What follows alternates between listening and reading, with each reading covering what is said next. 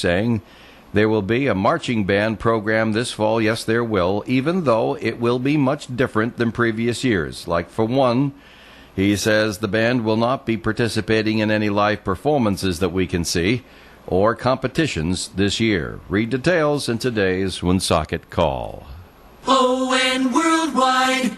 Hi, I'm Paul Eno. Ghosts, poltergeists, UFOs, Bigfoot, and weird phenomena that don't even have names yet. And I'm Ben Eno. Every Sunday from noon to 1 p.m. here on ON 1240, get a whole new look at the weird world we live in on Behind the Paranormal with Paul and Ben Eno. Every week we bring you the world's greatest experts and most amazing experiencers, from PhDs to abductees. And you'll see soon that explaining the paranormal isn't the problem, it's handling the explanations. Be there. The name of the victim of a house fire in Tiverton has been released. Mark Basoli reportedly lived in the Church Pond Drive home with his family. Authorities.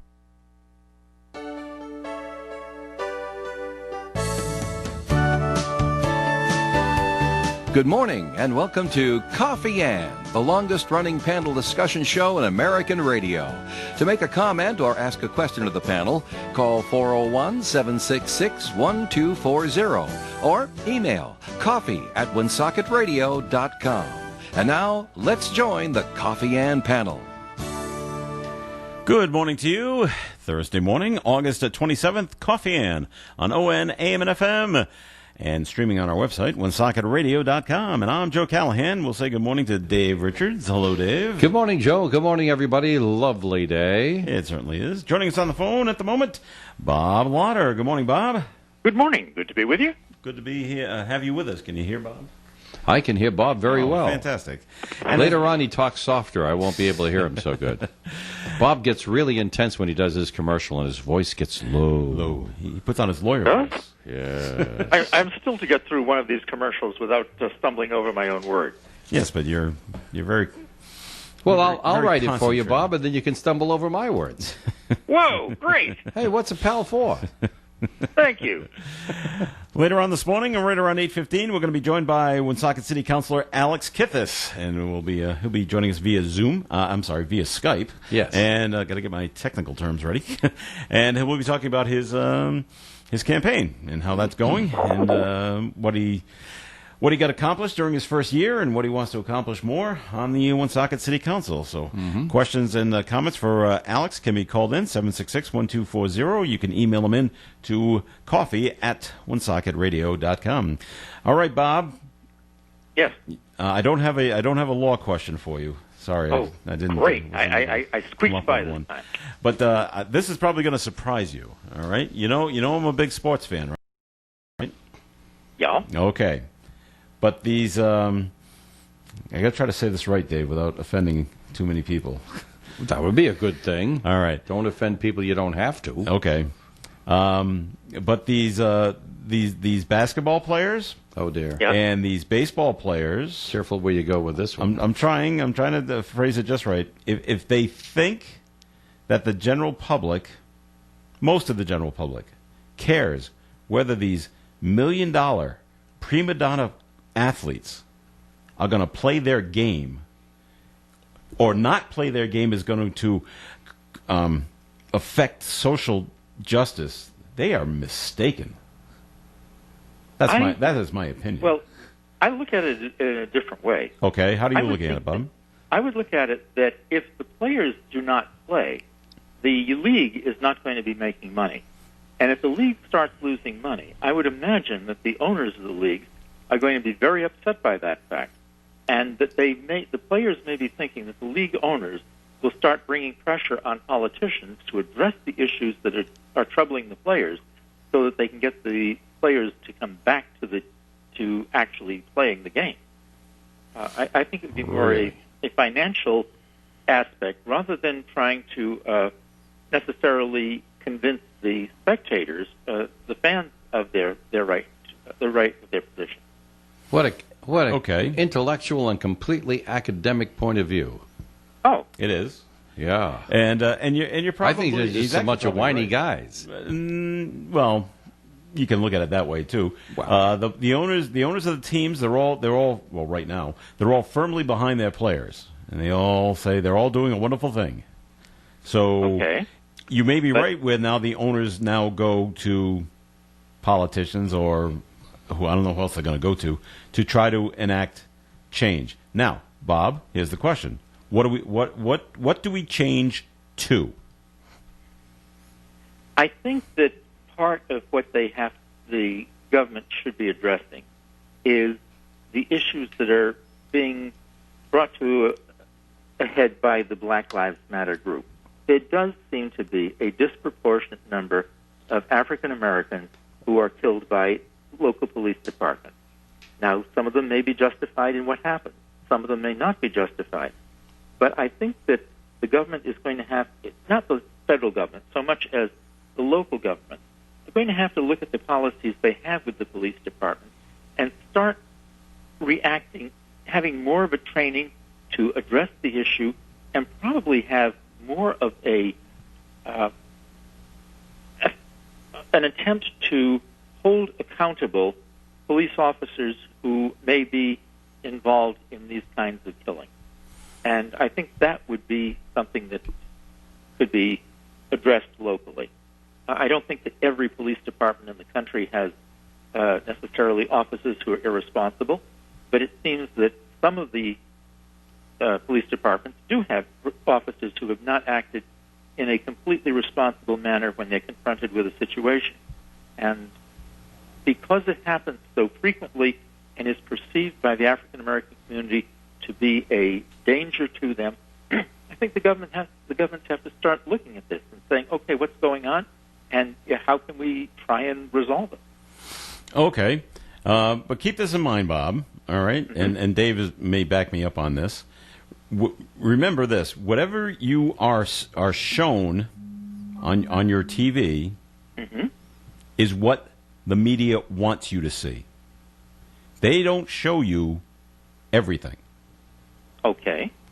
So you don't know why. Let's take this guy in Wisconsin. You don't know, at least I don't. I don't know why he was even pulled over. But from what I saw, from the video the only video I've seen, the police already have the guns out. They're already drawn. So something has happened before you even see the video start. And Okay. And so, like, this goes back to what you said. You know, maybe what they were doing was justified. You just don't know because you're not being shown the whole thing. Well, you're not seeing the whole thing probably in the video that is available to us, but at the same time, the video that is available appears in this particular case in Wisconsin to show the individual attempting to walk away from the police around the front of his vehicle. That's right. Going to the door, and the police are following him, and as he stands by the door, he is shot 7 times. It does not seem to be a reasonable type of action on the part of the officers involved. Well, that's your opinion, right? That's my opinion. Yeah. Okay. And I could definitely be wrong, but I believe that right now in the Black Lives Matter movement, the view of the people involved in the movement are that this officer did not act in a responsible manner when he was confronting the individual. Okay. Dave, you want to weigh in on this at all? Oh, no, I'm staying away from this stuff. All right. Well, You kidding me? I have no interest in discussing this deep, dark stuff because I take a much more simplistic point of view on a lot of it. Because right now you're discussing details. I look at it as a much more basic sort of thing. I try whenever things get cloudy, whenever things get complicated, I try always to take a few steps back to get an overview from a higher altitude, and that's my natural way of doing things to help navigate storms and bad things that happen. And I look at it as nothing that we say today is going to make a difference. No analysis of this stuff is going to make a difference. It is something that has to pass. It's like it has to pass naturally. People have to grieve. They grieve in different ways. People have to take action. They take action in different ways. Some people take action and grieve by not doing anything. And telling any one person they're doing something wrong is wrong, because a grieving process is very personal. When you're afraid of tomorrow because things are going so wrong in the world, then how you handle it is what's right for you. You can give advice, but you can't tell them they're wrong unless they are hurting someone else. You see what I'm saying? Mm-hmm. And so everybody has to deal with this stuff on their own, and I pray for everybody on their decisions, and I pray for their peace afterwards, that they can get through these things that disturbed them so greatly and these losses, and that they'll be able to come around and build something new with the rest of their lives. But I've heard you say in the past, Dave, and you're going to agree with yourself now. If you are pulled over by the police, you do what the police tell you to do. If they tell you to lay on the ground, you lay on the ground. If they tell you to stop doing something, you stop doing it. If they tell you to start doing something, that's not an opinion. That is Civics 101. If given an order by a person who is a law enforcement officer that has been identified as a law enforcement officer, either by uniform, by circumstance, or they have told you that they are the police, if you, as a citizen, are given an order, you must comply first. And then you can scream blue bloody murder about whether it was right or wrong later. The first thing you have to do is comply, and then later you can redress for grievance if you wish. That's our system of government. That works, and it has worked for a great many times. You ever see, there's a pay cable show that I saw about these guys that repossess airplanes. It's on one of the pay cable networks. Airplanes? And every once in a while, they repossess airplanes and boats and stuff like that. It's a reality show, silly thing. I don't even know if it's true, but I happened to see it one time when they have all the documentations, power of attorney, and all the rest of these things. It's in a folder that's with them, and they go and they take the thing, but the person they repossessed it from reports it as stolen. When they land the airplane, the next airport over or something like that, to give it back to the bank, the squad cars come out with the flashing lights. Everybody draws their guns, and they're making commands and stuff like that. Well, these people do everything the cops tell them to do. Lay down on the ground, and the cops are not nice. They're very rough about it. Lay down on the ground because stealing an airplane, if that's what they had done, is a federal offense. It's a felony. It's big stuff. It's not jaywalking. Mm-hmm. But they're very, very rough with the repossessors. But the repossessors cheerfully comply with every order, and then they say, I'm a repossession agent. The documentation is in the red folder. It's over there inside the plane, or it's in my back pocket, or whatever like that. And then they will look at it, and then they're let go afterwards. Mm-hmm. But you comply first. You agree, Bob? I agree that would be the normal thing to do if you were thinking rationally. Mm-hmm. But I think that in many situations there is an overriding element of emotion. And I think back to a YouTube video I saw, maybe 6 months ago, which involved people who were white. They weren't of any ethnic minority. Apparently, the young girls had been driving a car along a highway at an excessive speed. The police had pulled them over, and in the course of pulling them over, one of the young girls had telephoned her mother. Her mother, who was some type of local official, I saw this one. shows up on the scene and is very, very antagonistic toward the police. Oh, yeah. She was awful. Virtually out of control. Yeah. Now, that was a situation where it didn't involve a minority, it didn't involve something that was violent, and yet someone came in with a tremendous amount of emotion and accelerated the danger of the situation significantly. Mm-hmm. And I think that was the situation where there was not an immediate involvement of the party, and there was a period of time between the incident and the emotion itself. But in normal situations, you have somebody who is intensely involved in the incident at the time, and getting them to necessarily think rationally, like David says, and like it should be, is not there.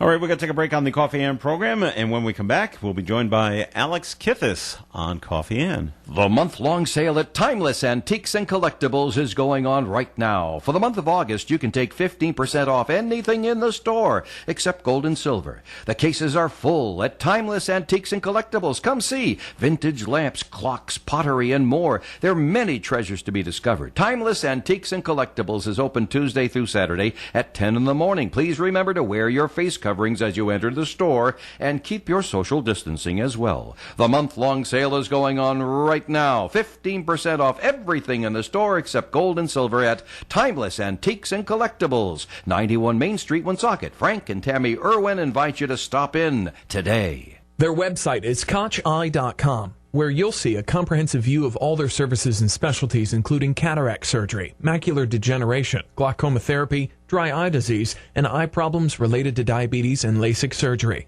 At Koch Eye Associates, the health and well-being of their patients always comes first, and each patient is treated with respect, courtesy, and dignity. Koch Eye Associates, headed by Dr. Paul Koch, with offices in Woonsocket, Warwick, Johnston, Providence, and North Kingstown. Woonsocket number 769-2511. Koch Eye Associates. Main number 378-4800. The Coffee Ann panel is enjoying coffee from Down East Coffee in Pawtucket. They're a 62-year-old family business that roasts all its coffee right here in Rhode Island. Founded originally as Excellent Coffee Company, they provide great coffee to food service establishments throughout New England. ON Radio. It is Coffee Ann on ON, AM and FM. Thanks for joining us this morning. I am Joe Callahan here with Dave Richards and Bob Lauder's on the phone, and we're being joined by Alex Kithis via Skype. And good morning to you, Alex.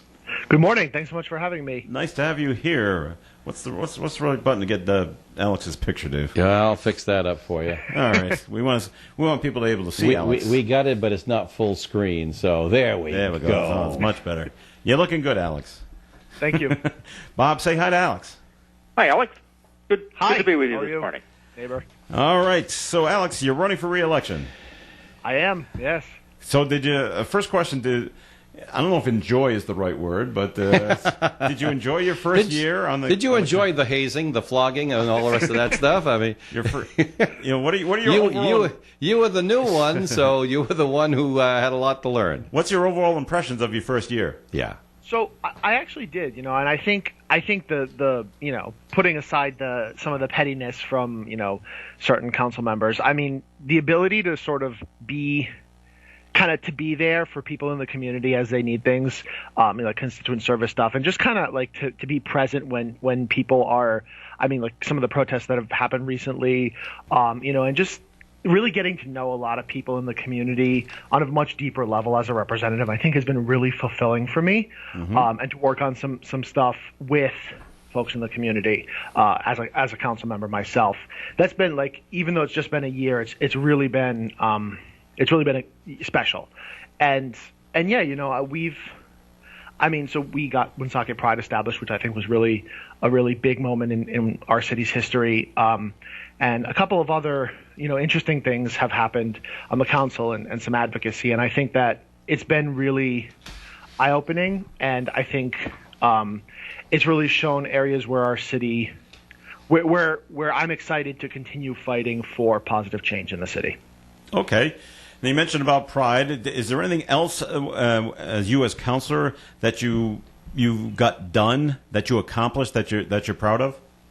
Yeah, so there's it's become obvious in this first term that a veto overriding 5-person majority can certainly stop a lot of things, even pretty mundane and publicly agreed upon things. So that's been a challenge, but one of the ways that I've overcome that is through some key amendments to things. When we were first allowing restaurants to reopen with outdoor dining during, I guess it was probably sometime in late May or June, there were some amendments that I made that made that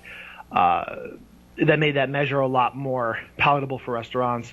I've done things to sort of curb some spending of what I thought was frivolous on the council. And so, making some of the things that are introduced by the other council members better has been one of the measures that I've tried to exert some positive influence on some things that would otherwise have not been great or not been done properly. So, but it's certainly the case that we do need a council majority that's a lot more, that thinks a lot more like the community, and that that's more responsive to their constituents and the needs of the community. And that is why I'm running with 3 other really great people this year. You want to tell us who those 3 other great people are, Alex, since you mentioned it?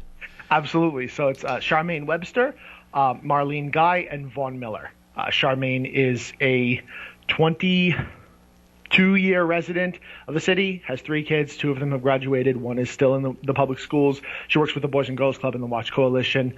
Marlene Guy, she works for the United Way and is really passionate about education and housing access. And she is a 25 or 7-year resident, I can't remember, and has 2 sons, both of whom graduated through the school system. And Vaughn Miller, who is just a little older than me, he's a military vet, and he and his family moved into the city, bought a house a few years ago.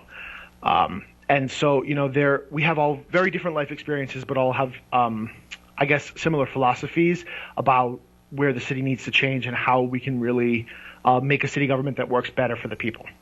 So you found yourself in the minority opinion on a number of issues during your first term, and you feel that it would be better, certainly for the things that you think are important to get done, to have other people to think like you, and that's why you've associated with these 3 people you outlined, right? Yeah, but also, I mean, there's a caveat that, like, we're not all going to vote the same way on everything, and we're all passionate people with specific things that we care about and interests that we have in terms of how we want to see the government working better for people. And so it's not going to be just like one member of a 5-person majority telling everybody else how to vote and there being a dependable 5-person voting block like there is right now. Like, we're not going to be this this block of votes that, if the 4 of us win, that whoever else is on the council is not able to get anything done. Like, that's not this whole not being able to work together and the sort of faction system where you have this impenetrable block of 5 votes. It's ridiculous. Nothing good has really happened under that 5-person majority. And so we're not replicating that. What we're doing is we need people who look and think more like the community, even if they have some disagreements, but are overall have a shared passion for redevelopment and moving towards a 21st century community, to be together on the council and to work with whoever else gets elected. Alex, can I ask a question to follow up on what you just said? You mentioned, excuse me, I think we're about to dive. A computer needs to be plugged in. You mentioned that there's a 5-person block that seems to be in control. You would be the 6th person. Who's the 7th? Dave Soucy. Dave Soucy? I understand. All right. Very good. And you believe that he's a bit more of an independent thinker like you when you compare it to the 5-person block? Yeah, absolutely. And he and I don't see eye to eye on everything, but I mean, in kind of a very similar way with the three members of my team, Dave and I can have conversations about things, and we have a lot of our vision is shared in terms of where we want to see the city go and the type of redevelopment we want to see. And so, yeah, I mean, he and I have worked well in this year, but obviously 2 votes when we're opposed by a 5-vote majority can't really do anything. So, all right, now I can imagine there's people thinking, Alex, right now as they listen to you talk, that they can recognize that kind of a majority voting block getting their way most of the time. Probably reminds them of the Rhode Island General Assembly, but it's our city council we're talking about. There have been times where it's been unanimous votes for things, so it's not always bad, is it? No, and I mean, I would say that a lot of the things that there are 7-0 votes on are things that are less groundbreaking, less important.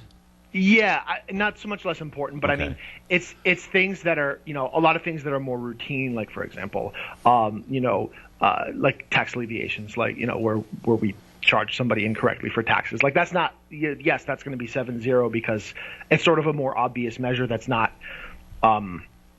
it's routine. Is that what you're it's thinking? Routine. Yeah. Is that the word? That's the Okay. word, yes. So, but you're thinking about making change, societal change, from the level of the city council. Do I get that correctly?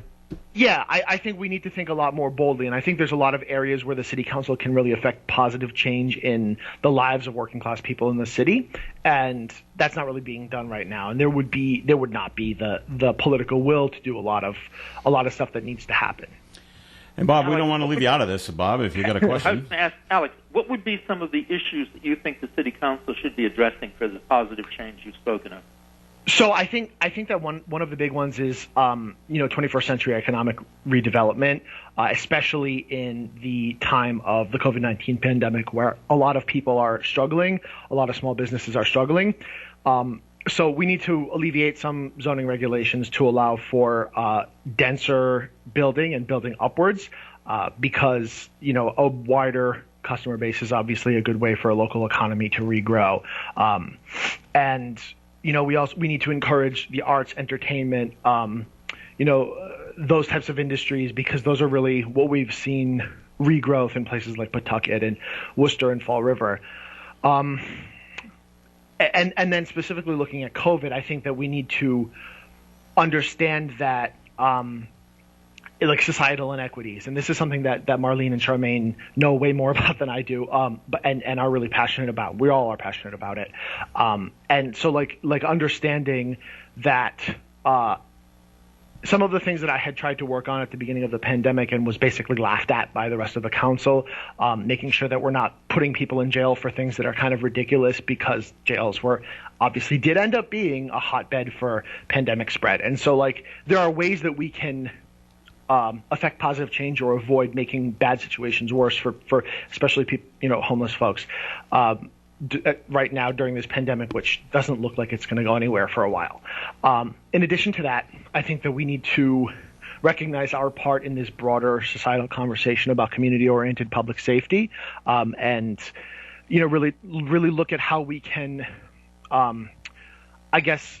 build a nonviolent public safety unit in the city, and hiring professionals like social workers and people trained in substance use disorder to, and people trained to compassionately deal with and interface with folks experiencing homelessness, so that those are not things that we have to just throw at the police department to deal with, and instead we have professionals that are optimally trained to deal with those things. I think that is something squarely in the responsibility of the city government. And in addition to this, a municipal Green New Deal, which is this very broad idea that's being talked about on the state and federal level, but has a lot of aspects of it that can be affected on the municipal level. And that's like progressive urban planning, where we deliberately make the city more walkable and bikeable, and work with RIPTA to expand public transportation and find other ways to expand public transportation. And in addition, which I had mentioned earlier, increasing density, that's an aspect of a municipal Green New Deal.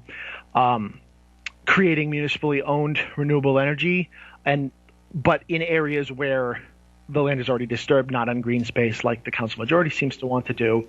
I'm sorry, I'm getting a little feedback. Sorry. Okay, it's fine. And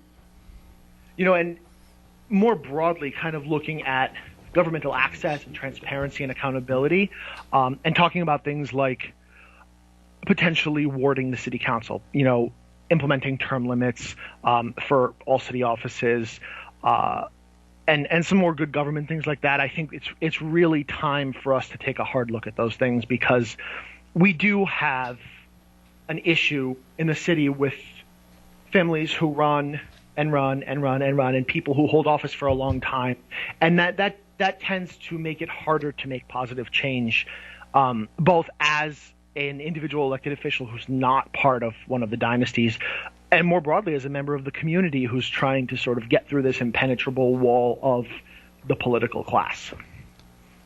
Did he answer your question, Bob? Yes. Do you have a follow-up? Because it's almost time for us to say goodbye, but I want to make sure we didn't cut you off, either one of you. You didn't cut me off. We don't have time to go into the specifics on any of these, probably.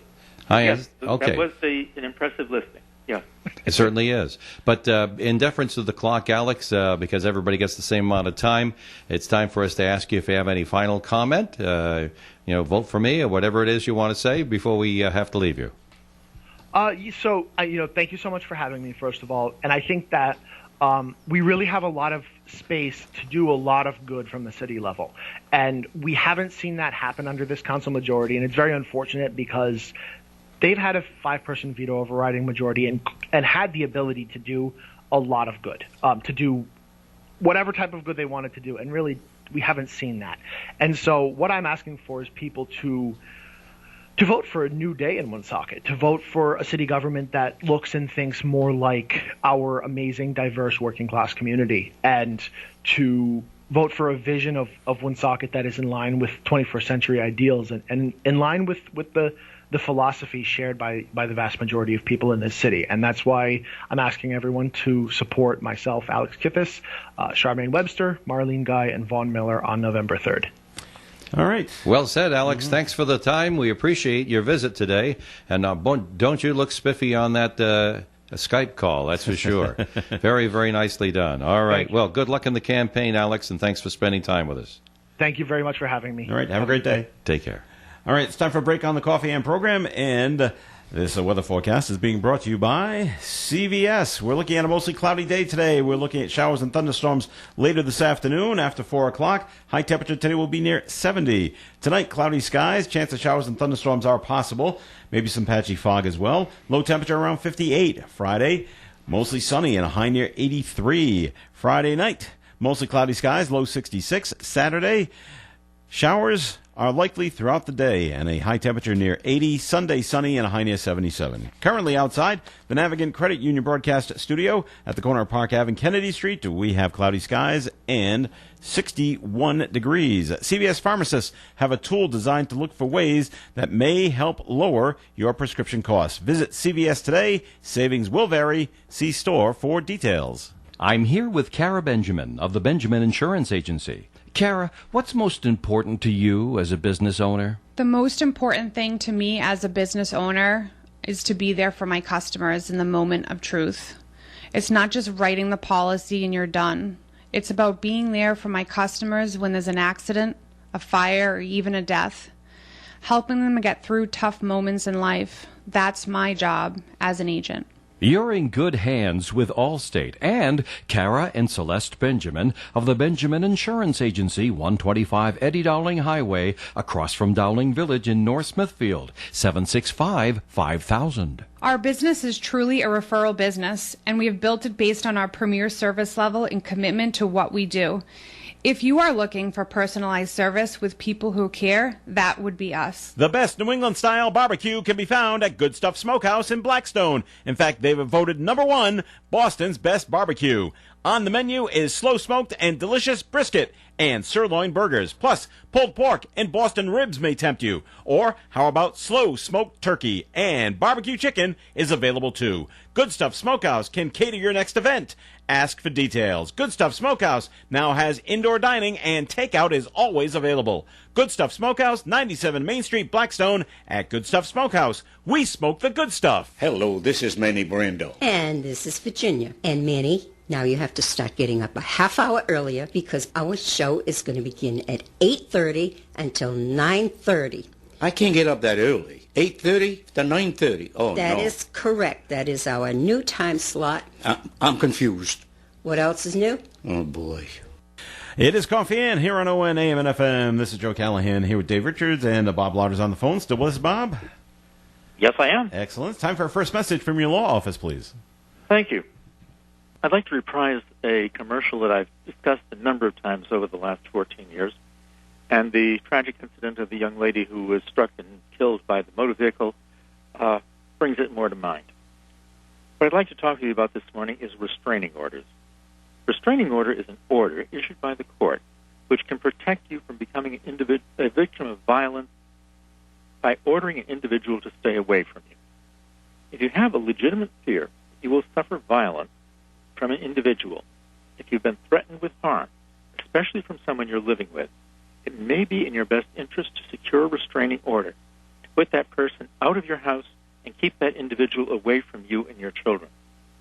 You do not need a lawyer to get a restraining order. Should you need a restraining order protecting you from a family member or for someone you have an intimate relationship, such as a boyfriend or a girlfriend, you should go to the family court in Providence. There are free volunteers available in the courthouse who will assist you in the process. There's also a domestic violence coordinator at area code 401-458-3372. And I would suggest that you call them in advance because with the COVID restrictions, you may need to have an appointment to visit them at the courthouse. Please remember to put the safety of you and your children first when it comes to dealing with violence. If you'd like to discuss this or other legal matters with me, please telephone my office for a consultation on the phone. My name is Bob Lauder. My telephone number is 401-762-4550. And the disclaimer. Supreme Court of Rhode Island licenses all attorneys in the general practice of law. The court does not license or certify any attorney as an expert or specialist in any field of practice. Thank you. Okay, Bob, thank you. And just to go back to what you were talking about before we started talking with Alex, that video of that of where the police pulled over these three, well, they're young people. They're in their 20s. And we didn't finish with that? No, not yet. Because why can't we talk about Ed Markey and we will conspiracy theories and but I don't know if you and you were just talking about restraining orders. We just there was a lady that came up and talking about restraining orders, just a piece of paper. We have to do better than that. We have to lock these creeps up who are repeatedly. That was in yesterday's call. You're yeah. right. Well, you see, that is part of what goes along with a restraining order. A court will issue a restraining order when there's evidence presented to it that someone is a threat to another person.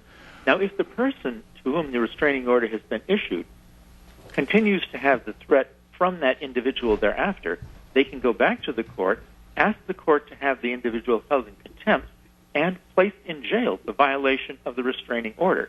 So the restraining order does have some teeth. It may not have teeth the first time around because it may not involve a criminal event where the police have been involved and have arrested someone for actually having some type of violence toward you.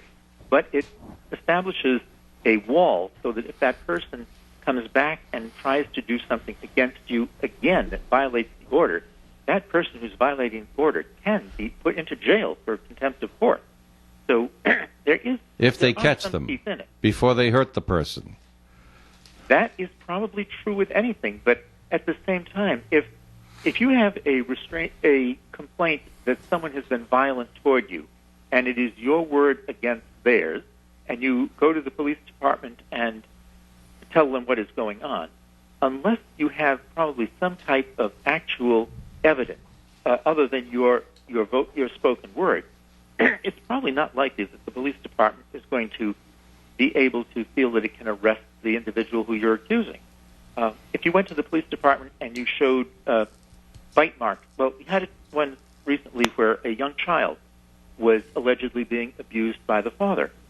My client took the children to the police department. They were able to see the marks on the child's body, and the individual, the father, became arrested because he had allegedly perpetrated these acts on the kid. There was enough evidence to arrest him. Right. But if the mother had merely gone to the police department and said, he yells at the kids and he threatens the kids and things like that, but didn't have some evidence the police department could say was sort of independent from her allegation, I don't think the police department would necessarily have said, we're going to arrest the individual. They would have told her, get the restraining order to keep this guy away from the kids so it doesn't happen again. And if he violates the order and he comes in contact with the kids, then we can go and arrest him for having violated the order. Well, just to go back for a minute and follow up on what Bob was talking about earlier with that video of that woman showing up at the traffic stop. She was I think it was New Jersey, Bob, and she was a city councilor in that town, and she pulled the old "Do you know who I am?" with the police, right. and they didn't. And do you know she ended up having to resign because of that video? Well, her behavior in the video, at least the part that's why she had to resign. was quite egregious. I mean, yeah. She came from a distance to involve herself in the arrest of the kids who apparently was speeding or something like that. It was not a major traffic violation. No, she And- wanted to know why she wasn't called first, and the officer kept trying to say, "But they're adults, ma'am, and we don't need to tell you anything." That Right, was but their point. She aggravated the situation and brought a lot of emotion to it and was not immediately involved. Yeah. And I was using that as an illustration when Dave was talking about we should be responsible and think clearly and make reasonable, rational decisions. In a situation where you are actually involved, it's sometimes hard to do that. And I was using her illustration to show that even if you weren't involved, people can become emotionally riled up over perceived indignities and react in foolish manners. Well, let's get on a different note. Let's get Bob's take on this. Now, this was in yesterday's call. Well, wait, you're changing subject again. The way I understand it, now I only really know a lot about two towns in the state of Rhode Island, but I do know that in the city of Woonsocket, you're a city councilor. You are prohibited by the charter from interfering with the daily functioning of a department. I mean, you can't just pull over and ask highway workers what they're doing or give them orders or tell them to do this or change to do it a different way or something like that. You can't do that. There's a provision in the charter and therefore the law that we govern the city under that you can't do that. So if this city councilor that you're talking about, this woman comes in and starts introducing herself as an authority with the police department, that she is in effect then interfering with the daily operation. She's meddling, as I call it. They might have pointed that out to her too. You're interfering, which is an actionable offense. Yeah. If she broke the city charter, she can be compelled to resign.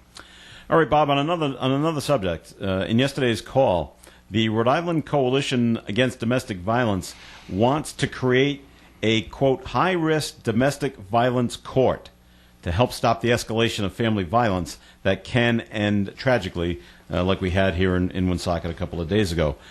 Is this something that you think is a good idea, to create another court system?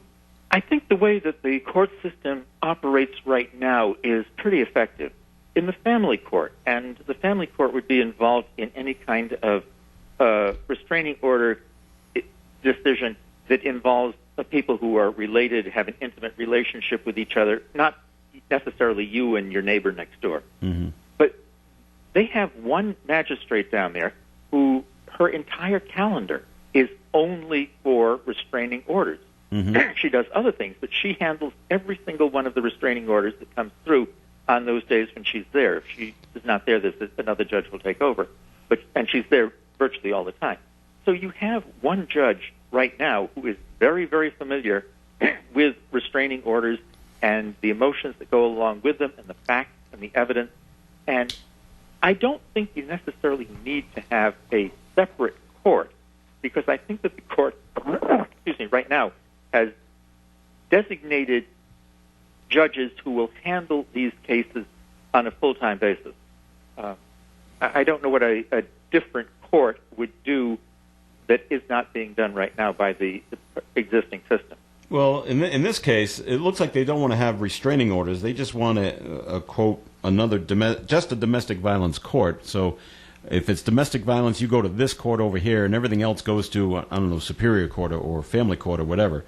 That way we try to, like they say, de-escalate the violence.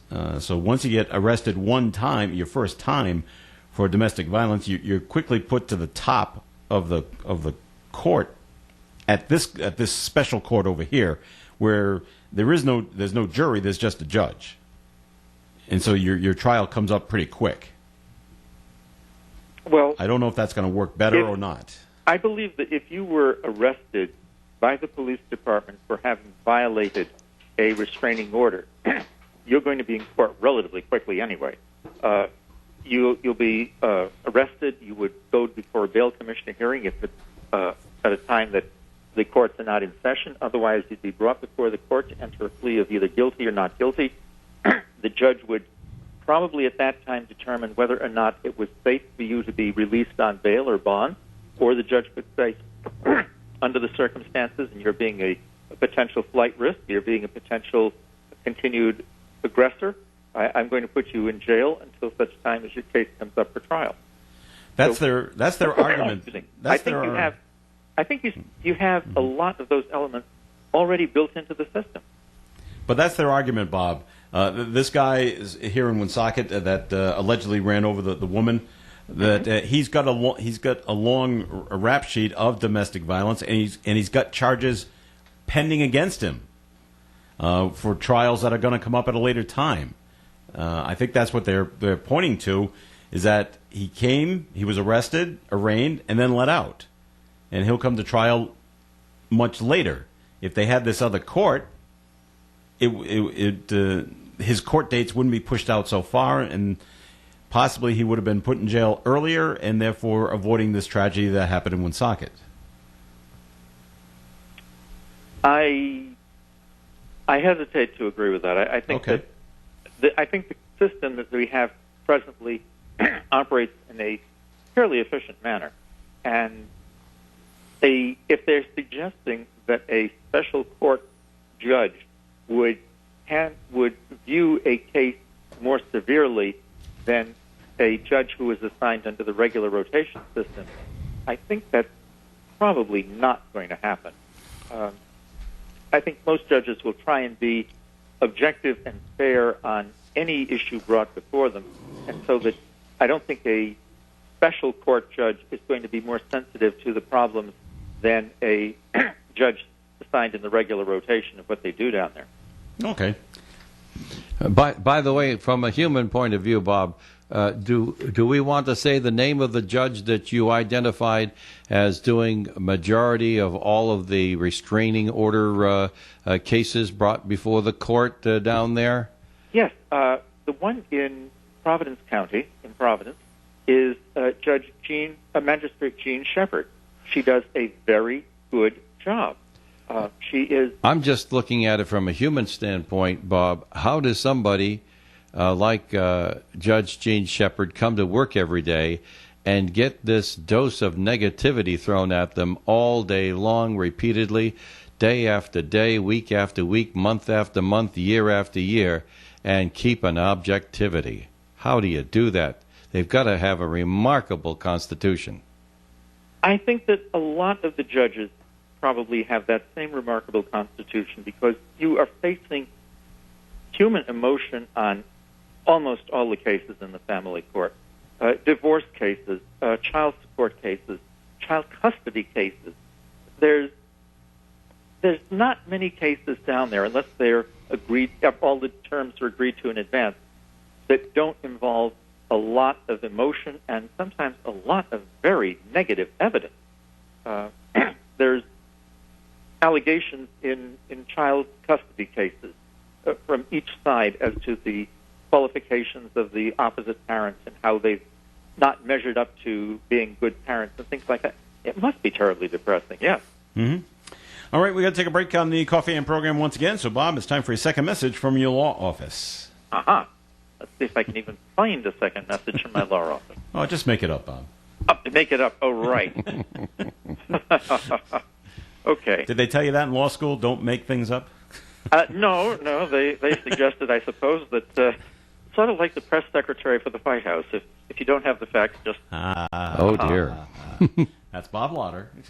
Hey, you didn't even ask me about the Republican National Convention. Oh, not yet. We can, but go ahead with your message first. Okay. Sometimes claims or financial obligations arise between parties where the amount of the alleged claim is so small that attorneys suggest clients proceed in small claims court. Small claims court is a euphemism which, in Rhode Island, refers to the small claims section of the district court for the state of Rhode Island. Small claims court is a procedure designed to bring matters where the total amount of damages sought does not exceed the sum of $2,500 to trial without the need for the attorneys to represent the parties, unless the parties so desire, and to minimize the court costs resulting from the litigation.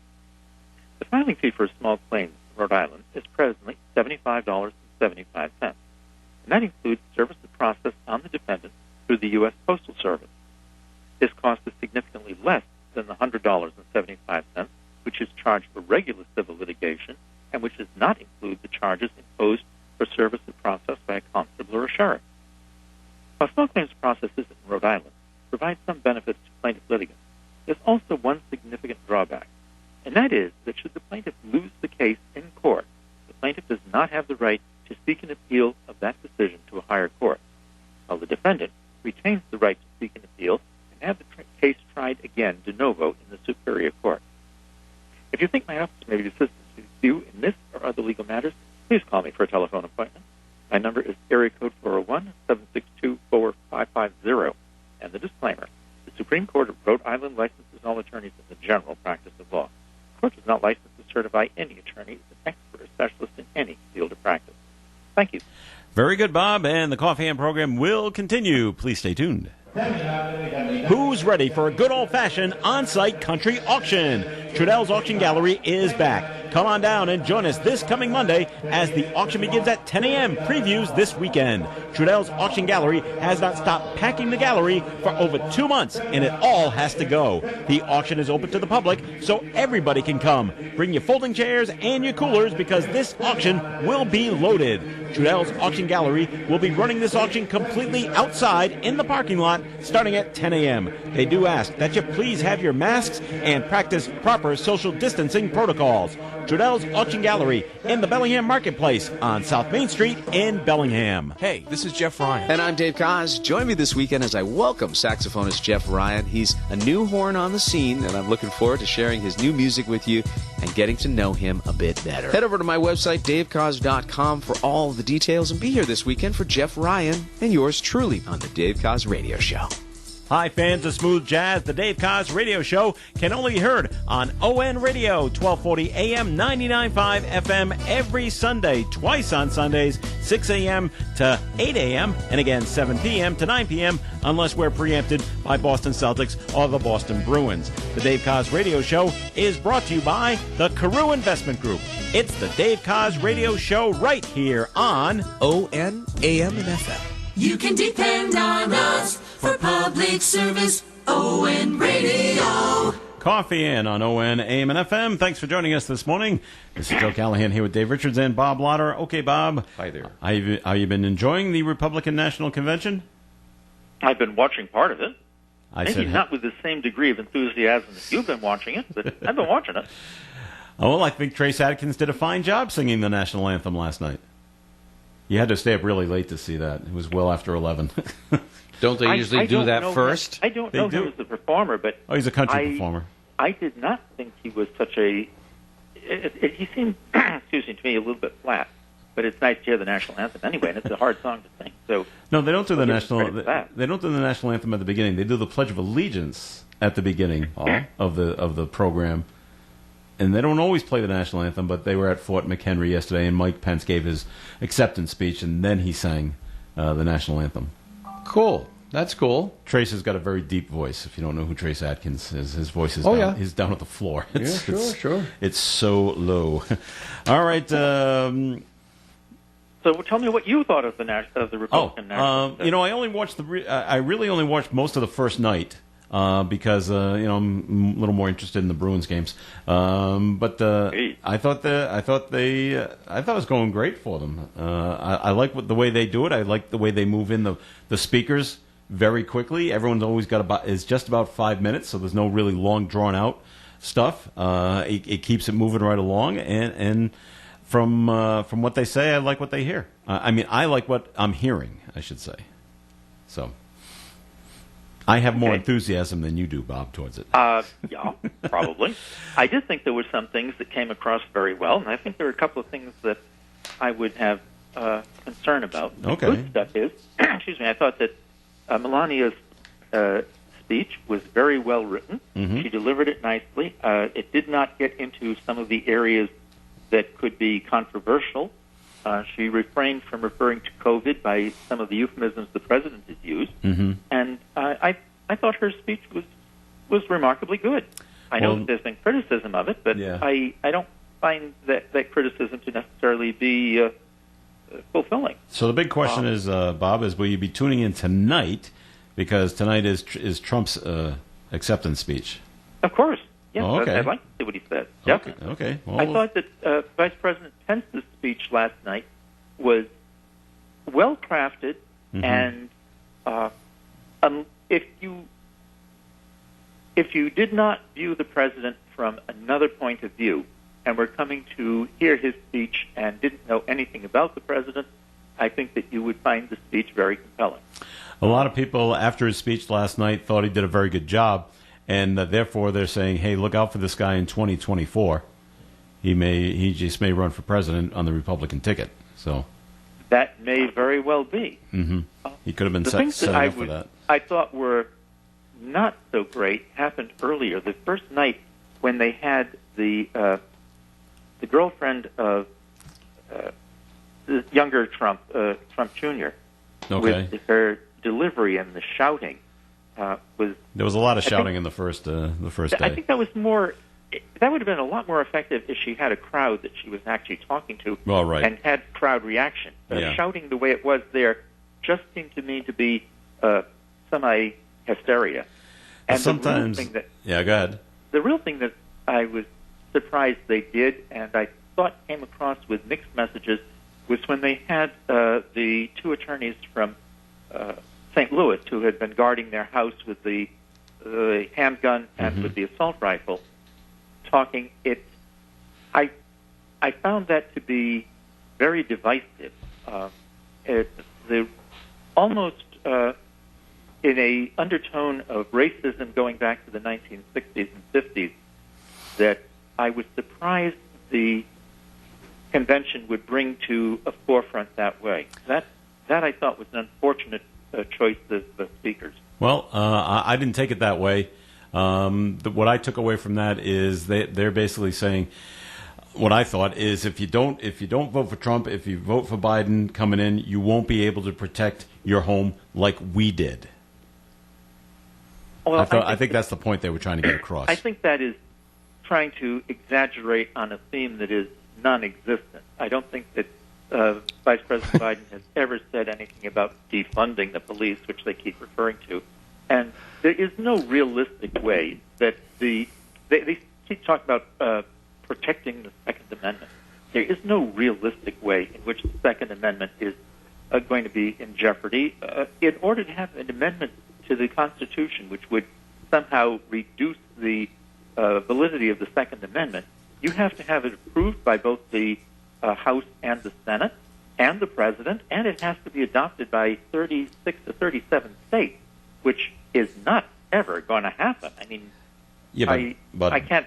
I don't waste your time on that. But Bob, back when Kamala Harris was a candidate for president, she said we're coming for the guns, and she said we're just doing it by executive order. That's it. And then she's being impeached because the oath of office for the President of the United States is to preserve and protect the Constitution of the United States, and which means that you can change the Constitution of the United States in the manner prescribed by the Constitution of the United States. But you cannot, by executive order, obviate sections of the Constitution without violating your oath of office and subjecting yourself to an impeachment scrutiny. Do I have it right, Bob? I think you're right that way, yes. And I also don't think that an executive order, if an executive order was made, and going with Dave's argument that it would be unenforceable that way, I think that would immediately end up being challenged in the courts. And I cannot see the courts at this time making any kind of orders which would result in a significant change in the authority granted to the individuals under the Constitution. Okay. I think they're going to stay on this. It's an emotional issue. Of course it is, yeah. To make. And I saw that one of the, I think it was the speaker from Montana who was talking about, who was casting the vote for the nomination of the president, was saying in part of his that every house in Montana has 5 guns. Well, I don't believe it's every house in Montana. No. Some have more than that. But that's a remarkably high number of firearms. Well, they do a lot of hunting in Montana. Even if it's a lot, that's rhetoric. But Bob, I think that the people who are concerned about a president or vice president or someone who may become president, what their attitude is about the ownership of firearms, about weapons, guns, is the basis of their argument is Roe versus Wade, where the Supreme Court opened up the possibility for abortion, and it wasn't a constitutional amendment. But the fact is that the Constitution never addressed that, but it does address the guns. So it's a totally different argument, but I see so many people lumping the two together. I think that's an emotional way to do it if you're not thinking about each of the issues in a clear and objective manner. And as we talked about earlier with emotions play such a heavy role in almost everything we do that it's understandable, but it's not gratifying in the sense of what reality is. No. All right, we're coming to the end of the program. One more thing I want to point out there. If you're invited to a party at Encore Boston Harbor, you have to ask how many people are going to be there. Yeah. And if it's more than 25, don't go to the party. Don't go to the party. I haven't been asked to a party in years. They had 100 people, I think, in a suite. In a suite. And they had to break it up. I've been to parties where there's 100 people in the suite, and it's a big suite.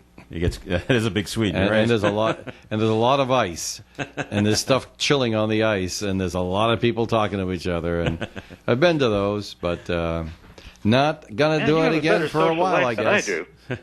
Yeah. All right. Thanks to Alex Kithis, who joined us earlier today on the Coffee and program. Tomorrow, Garrett Mansiri is running for election to the Woonsocket City Council. He'll join us from 8:15 to 8:30. Cool.